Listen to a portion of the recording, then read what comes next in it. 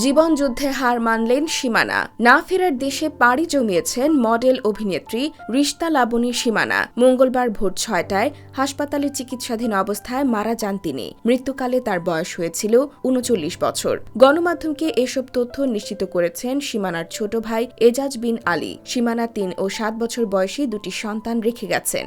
গত ২১ মে সীমানার স্ট্রোক হয়। দ্রুত তাকে ধানমন্ডির একটি হাসপাতালে ভর্তি করানো হয়। পরে চিকিৎসকদের পরামর্শে রাজধানীর ন্যাশনাল ইনস্টিটিউট অব নিউরোসায়েন্সের হাসপাতালে ভর্তি করা হয়। তার লিভারের সমস্যাও ছিল। সেখানে নিউরোলজিস্ট ও লিভার স্পেশালিস্ট দুই ডাক্তারের পরামর্শে অস্ত্রোপচার করা হয়। পরে তার জ্ঞান না ফেরায় আইসিইউতে রাখা হয় সীমানাকে। গত বুধবার সীমানার শারীরিক অবস্থার অবনতি হলে বঙ্গবন্ধু শেখ মুজিব মেডিকেল বিশ্ববিদ্যালয়ে স্থানান্তর করা হয়। সেখানে সীমানাকে লাইফ সাপোর্টে রাখা হয়। ২০০৬ সালে লাক্স চ্যানেল আই সুপারস্টার প্রতিযোগিতায় সেরা ১০-এ জায়গা করে নিয়েছিলেন সীমানা। এরপর অসংখ্য নাটক ও বিজ্ঞাপনে কাজ করেছেন তিনি। অভিনয় করেছেন চলচ্চিত্রেও। নির্মাতা তৌকির আহমেদ পরিচালিত দারুচিনি দ্বীপ তার অভিনীত প্রথম সিনেমা। গত বছর রোশনি নামের একটি সিনেমায় অভিনয় করেছেন সীমানা। এটি পরিচালনা করেছেন বিপ্লব হায়দার।